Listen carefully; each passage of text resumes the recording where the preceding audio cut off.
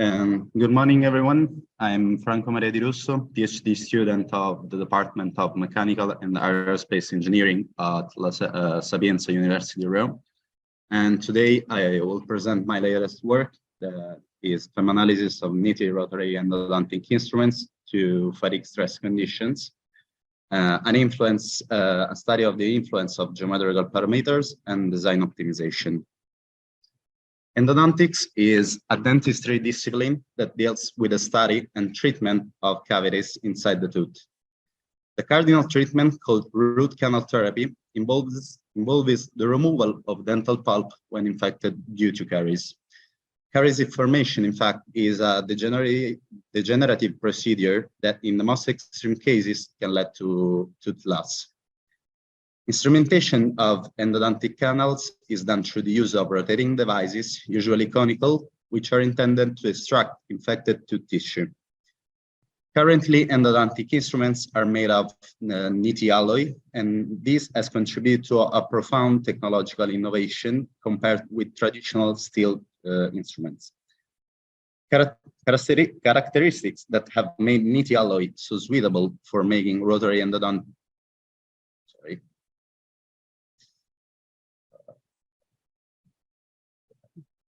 So basically, the characteristics that made this type of alloy particularly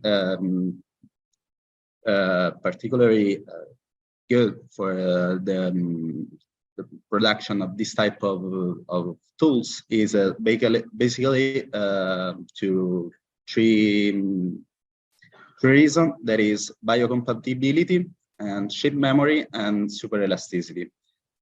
And basically, we have that shape memory properties and super elasticity properties are related to the crystallographic phase of the material. And we have that in the case the NiTi alloy has martensitic phase. We have shape memory properties, while in the austenitic phase, it shows super elasticity properties. The advantages over traditional steel files are related to the simplification of operating procedure due to an increasing of rotational speed during therapies, a predictability and effectiveness of the treatment that is related to the conical shape, that is a sort of property extremely related to the type of alloy used. And then we have a reduction in endodontic treatment time. These devices, however, are subjected to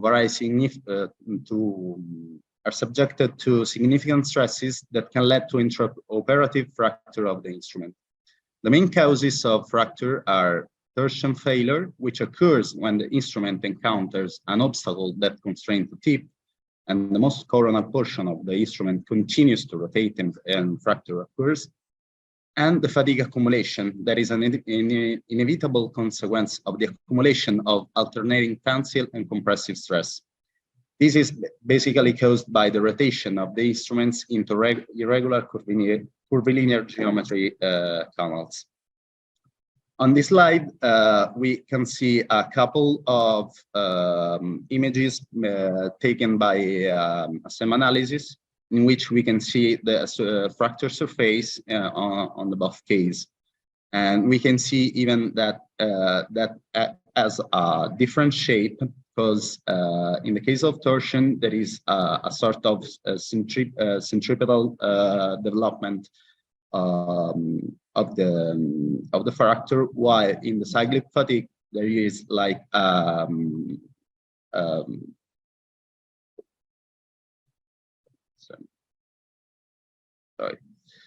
there is like a separation of the planes, of the crystallographic planes.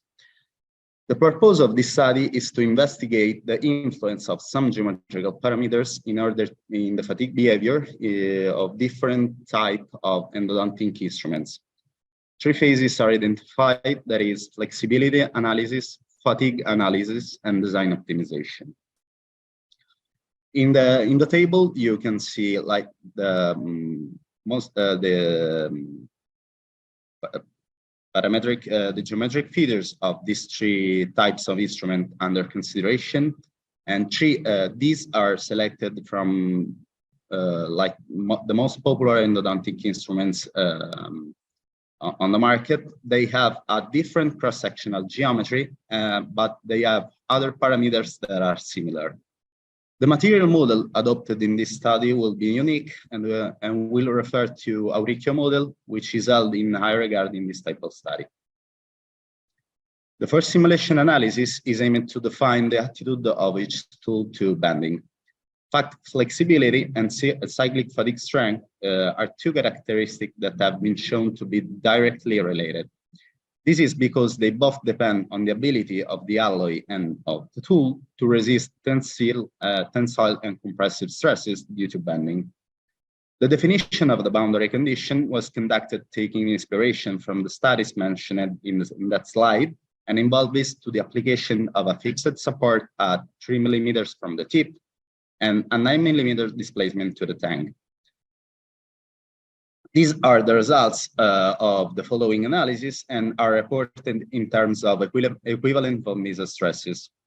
Maximum values are recorded. Maximum values recorded for each instrument are shown in the table, while through the images it is possible to observe how these stresses were distributed along the axis of the instrument. In all these three cases, the area subjected to higher stress is the one at the interlocking constraint. Next, the same devices were subjected to more relevant conditions to analyze the fatigue phenomenon. In this case, the devices are induced to fit inside a curved shaped canal that is basically a simplified representation of the real tooth canal, and then to rotate. Again, previous work was taken as a reference for defining the boundary condition. A translation of 15.5 millimeter was imposed on the endodontic instruments. Following it will be constrained to rotate 360 degrees. The results in this case are reported in terms of equivalent von Mises stresses and total strain. Unlike the previous case, the simulation were conducted through the application of two consecutive time steps, each corresponding to the application of a load condition. First the translation, then the rotation. The output results are calculated through the test, which allows the evolution of the stress and the strain state to be evaluated through the analysis. In terms of equivalent stresses, the instrument that demonstrated a better result is the wave 1 gold, followed by the reciproc, and then we have the wave 1, which demonstrate these two, the reciprocal and the wave 1, demonstrate a similar behavior. In terms of total strain, however, the best one is the wave 1, then we have the wave 1 gold and the reciprocal. The wave 1 gold that is basically making a comparison of the result of the first analysis, the flexibility analysis, and the fatigue behavior analysis shows best results. So was then subjected to a design optimization process aimed at defining an optimized geometry that could provide greater fatigue life. 4 geometric parameters were considered, that is the diameter of the tip, the diameter at 4 millimeters, the diameter at 12 millimeters, and the helical pitch. The 3 diameters were parameterized because of a study inherent the influence of the taper of the instrument. The wave 1 gold is a variable taper instrument. Specifically, there is a taper of 7% from the tip to 4 millimeters section, 6% from 4 millimeter section to 12 millimeter section, and then we have 3% from 12 millimeter section to 16 millimeter section. Before moving on to the actual optimization procedure, it was appropriate to conduct a study on of the influence of the selected geometric parameters on the mechanical behavior of the instruments that are evaluated in terms of total strain. A set of 10 possible values was given to each parameter, centered on the value of the commercial instrument, and its influence on the overall mechanical behavior of the instrument was evaluated individually. From the graph shown on the left, it is possible to guess how, as the values of the parameter increases, an increase or decrease correspond an increase or a decrease in terms of equivalent total strain.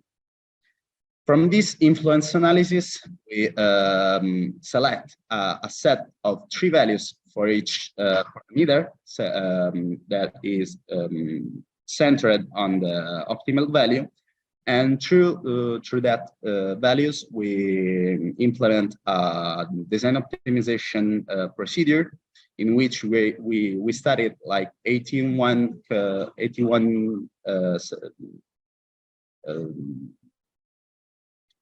set of parameters, and the results are shown in the table, in which we have a comparison from in terms of equivalent total strain and fatigue life between the commercial instrument and the optimized one.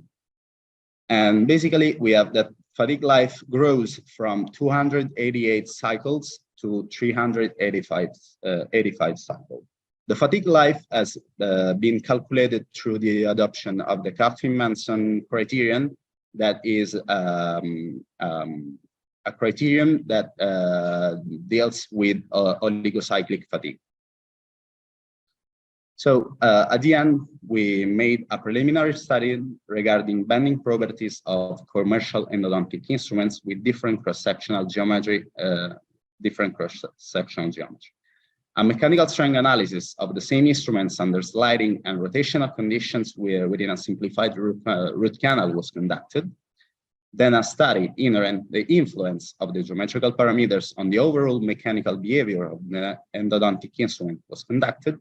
And finally, a design optimization procedure was made with the aim of increasing the fatigue life of the instrument that performed best in the previous 2 analyses.